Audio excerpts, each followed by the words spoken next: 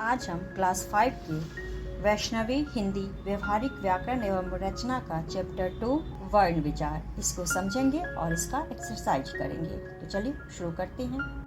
सबसे पहले वर्ण के बारे में जानते हैं। वर्ण क्या है? तो जब हम कुछ बोलते हैं तो हमारे मुख से अनेक प्रकार की ध्वनियाँ निकलती हैं। इन ध्वनियों को अलग अलग कुछ विशेष चिन्हों द्वारा निश्चित किया जाता है, जिन्हें वर्ण कहते हैं। वर्ण ध्वनि के सबसे छोटे खंड होते हैं, जैसे अ, क, ख, ग, च इत्यादि। अतः वह छोटी से छोटी ध्वनि जिसके और टुकड़े नहीं किए जा सकते हैं वर्ण कहलाते हैं। भाषा के सभी वर्णों की क्रमबद्ध एवं उचित व्यवस्था को वर्णमाला कहते हैं। भाषा के सभी वर्णों के क्रमबद्ध समूह को वर्णमाला कहते हैं। अब है हिंदी वर्णमाला। हिंदी वर्णमाला में स्वर क्या क्या है? तो स्वर और व्यंजन। तो स्वर कौन कौन है? अ, आ, छोटी ई, बड़ी ई, छोटा ऊ, बड़ा ऊ, री, ए, ओ, औ। यह स्वर है। सी में आयोगवा हुए अंग और अह। फिर अतिरिक्त व्यंजन रखा गया है र और ढ, जिसके नीचे बिंदी लगी हुई होती है।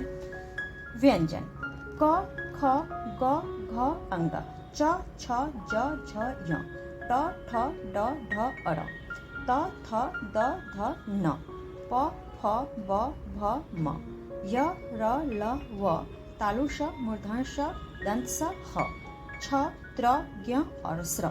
यह सब व्यंजन है। इधर ये दोनों अतिरिक्त व्यंजन हैं, र और ढ, जिनके नीचे बिंदी लगी हुई है। इसका प्रयोग कभी भी किसी भी शब्द के शुरुआत में नहीं होता। फर्स्ट लेटर यह नहीं होता है। अब है वर्णों के प्रकार। तो वर्ण दो प्रकार के होते हैं। स्वर, पहला स्वर और दूसरा व्यंजन। तो स्वर क्या है? बिना किसी रुकावट के स्वतंत्र रूप से बोले जाने वाले वर्ण स्वर कहलाते हैं। हिंदी भाषा में 11 स्वर होते हैं। कितने होते हैं? तो हिंदी भाषा में 11 स्वर होते हैं। अ, आ, छोटी ई, बड़ी ई, छोटा ऊ, बड़ा ऊ, री, ए, ओ और औ। यह सब स्वर हैं। अब है स्वर के भेद। तो स्वर के कितने भेद हैं? तो स्वर के 3 भेद होते हैं। हर्ष स्वर, दीर्घ स्वर और प्लुत स्वर। हर्ष स्वर क्या है? तो जिन स्वरों के बोलने में कम समय लगता है उन्हें हर्ष स्वर कहा जाता है, जैसे अ, ई, छोटी ई, छोटा ऊ, री, ये सब हर्ष स्वर हैं। अब है दीर्घ स्वर।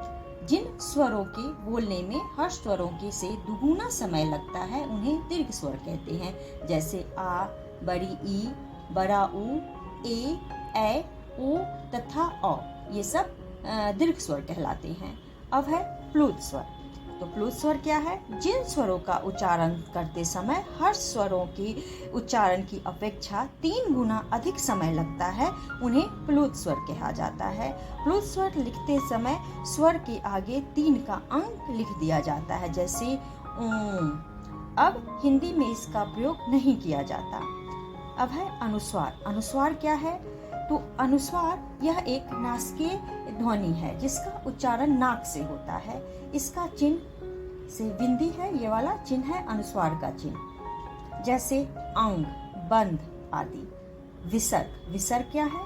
तो यह विसर्ग का चिन्ह है आपका, यह विसर्ग का चिन्ह है। यह वर्ण के मध्य या अंत में आता है और चिन्ह इस चिन्ह के द्वारा, 2 बिंदी के द्वारा से दर्शाया जाता है, जैसे प्रायः, पुनः, क्रमशः आदि। अब है अनुनासिक। इसको चंद्र बिंदु भी बोलते हैं। ये इसका चिन्ह है। इसका उच्चारण नाक और गले से होता है। इसका चिन्ह यह है जैसे चांद, 5 दांत आदि। या चंद्र के आकार का है, इसलिए इसका नाम चंद्र बिंदु है, ऊपर में बिंदी है। फिर है व्यंजन। वे वर्ण जिसका उच्चारण स्वतंत्र रूप से न होकर स्वरों की सहायता से होता है व्यंजन कहलाते हैं। हिंदी वर्णमाला में 33 मूल व्यंजन हैं। इनका उच्चारण जो है सो बिना स्वरों की सहायता से नहीं की जा सकती है। या हिंदी वर्णमाला में कुल कितने व्यंजन हैं? तो 33 मूल व्यंजन हैं। तो मुख्यतः व्यंजन के 3 भेद होते हैं।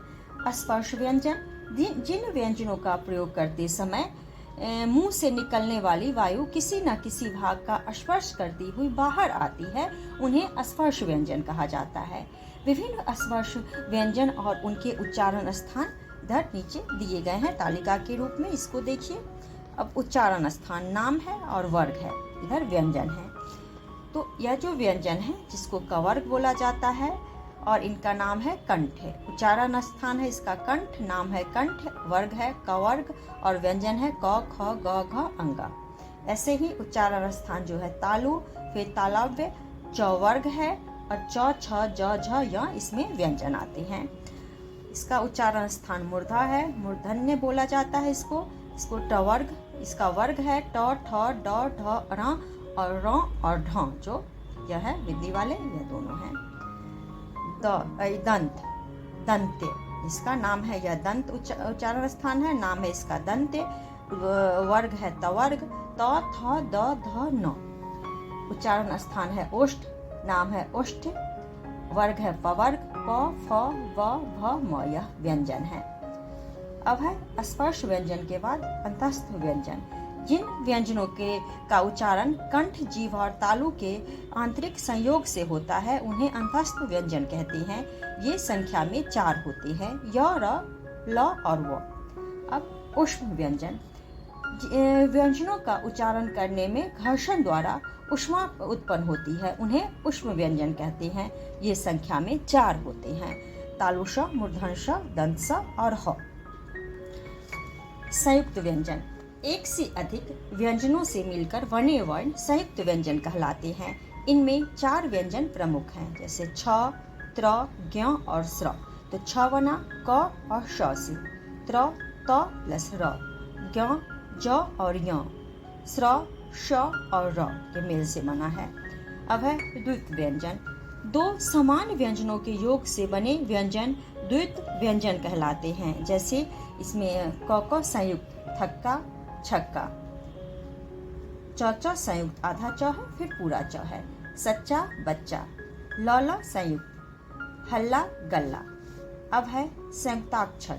2 अलग अलग व्यंजनों के मेल से बने अक्षर संयुक्ताक्षर कहलाते हैं। जैसे क और क य संयुक्त वाक्य क्या, छ संयुक्त इच्छाकारी, ऐच्छिक, द य संयुक्त तो विद्याधन, विद्यालय। अब है मात्राएं। व्यंजन के साथ जुड़ने पर स्वर का रूप बदल जाता है, यही मात्रा कहलाता है। हिंदी में 10 मात्राएं होती हैं। अ की कोई मात्रा नहीं है। आ की मात्रा यह एक लाइन है। छोटी की मात्रा जो ऊपर से लगाई जाती है, क के ऊपर से लगा है इसमें कीला। बड़ी की मात्रा हमेशा इसमें यह नीचे से लगाई जाएगी। कुम्हार छोटा ऊ का मात्रा है जो लाइन के नीचे से रहेगी आपकी। बड़ा ऊ की मात्रा री, ए, ओ और औ।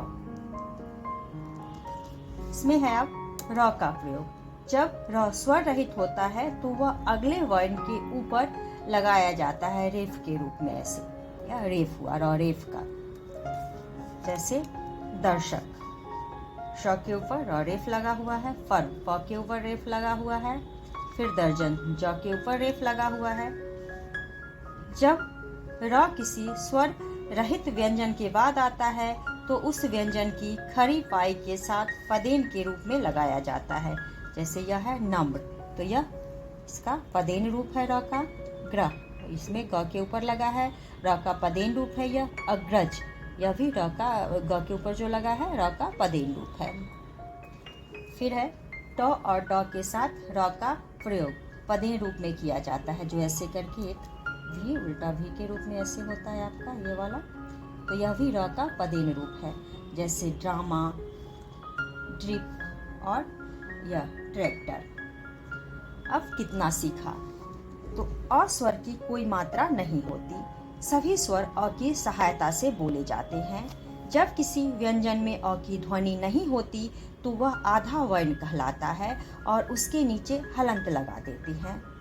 र में छोटा ऊ तथा बड़ा ऊ की मात्रा सामने लगाई जाती है। जैसे र में यह छोटा ऊ है, रुमाल, रुक, और र में बराऊ की मात्रा, ऐसे करके आपका एक नीचे छोटा सा लाइन, फिर यह मात्रा होती है, जैसे रुक और रूठना। अब क्वेश्चन नंबर 1 है, सही विकल्प पर सही का निशान लगाइए। क, ध्वनि के सबसे छोटे खंड होते हैं तो वर्ण होते हैं। ख, हिंदी भाषा में स्वर हैं 11 हैं स्वर हिंदी भाषा में। ग, इस शब्द का उच्चारण नाक से होता है, कंधा। घ, क्रमबद्ध एवं उचित व्यवस्था को कहते हैं वर्णमाला। अंग, बिना रुकावट के स्वतंत्र रूप से बोले जाने वाले वर्ण कहलाते हैं स्वर। च, हिंदी में कितनी मात्राएं होती हैं? 10, इसमें 10 हो जाएगा, इसका 10 मात्रा होती है।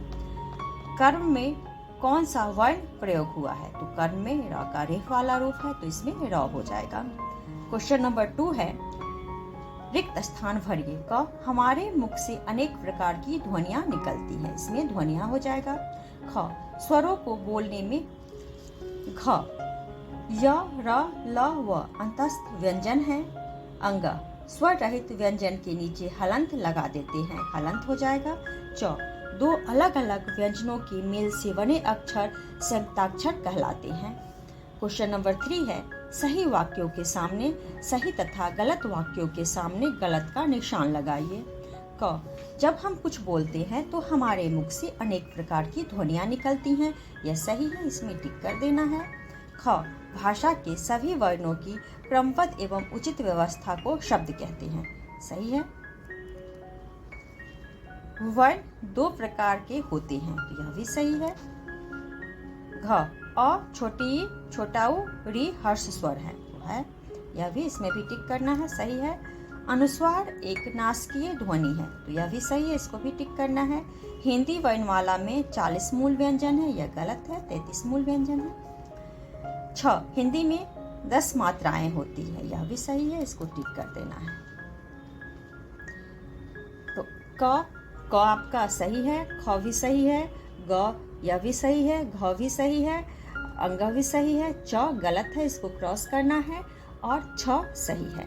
फिर है क्वेश्चन नंबर 4, दिए गए द्वित्व व्यंजनों में से 2-2 शब्द बनाइए, जैसे छ से तो क्षत्रिय और क्षमा, त्र से त्रिभुज और त्रिशूल, ज्ञ से ज्ञानी और ज्ञान, श्र से श्रम और श्रीमान। क्वेश्चन नंबर 5 है, निम्नलिखित वर्गों में जो वर्ण आते हैं उन्हें लिखिए। तो च वर्ग में आते हैं च, छ, ज, झ और य। ट वर्ग में आते हैं ट, ठ, ड, ढ, अर। त वर्ग में आते हैं त, थ, द, ध, न। प वर्ग में आते हैं प, फ, ब, भ, म। क है इसका क्वेश्चन नंबर 6 का, वर्ण से आपका क्या अभिप्राय है? तो वर्ण क्या है? तो वह छोटी से छोटी ध्वनि जिसके और टुकड़े नहीं किए जा सकते हैं वर्ण कहलाते हैं। तो हिंदी में वर्णों की संख्या कितनी होती है? तो हिंदी में उच्चारण के आधार पर वर्णों की संख्या 52 होती है, जिसमें 11 स्वर हैं और इसके बाद जो भी बचते हैं वह व्यंजन होते हैं, 41 व्यंजन होते हैं। ग है, स्वर किसे कहते हैं? इसके कितने भेद हैं? तो बिना किसी रुकावट के स्वतंत्र रूप से बोले जाने वाले वर्ण स्वर कहलाते हैं। इसके 3 भेद होते हैं, हर्ष स्वर, दीर्घ स्वर और प्लुत स्वर। घ है, व्यंजन किसे कहते हैं? तो वे वर्ण जिनका उच्चारण स्वतंत्र रूप से न होकर स्वरों की सहायता से होता है व्यंजन कहलाते हैं। अंग है, अंतस्थ व्यंजन से आप क्या समझते हैं? जिन व्यंजनों का उच्चारण कंठ, जीभ व तालु के आंतरिक संयोग से होता है उन्हें अंतस्थ व्यंजन कहते हैं। च है, ऊष्म व्यंजन से आप क्या समझते हैं? उदाहरण सहित लिखिए। तो ऊष्म व्यंजनों का उच्चारण करने में घर्षण द्वारा ऊष्मा उत्पन्न होती है, उन्हें ऊष्म व्यंजन कहते हैं। इसके उदाहरण हैं तालु श, मूर्धन्य श, दंत स और ह। छ है, संयुक्त व्यंजन किसे कहते हैं? तो एक से अधिक व्यंजनों से मिलकर बने स्वर संयुक्त व्यंजन कहलाते हैं। तो आज के लिए इतना ही। अगर आप लोगों को यह वीडियो पसंद आए तो वीडियो को लाइक करें और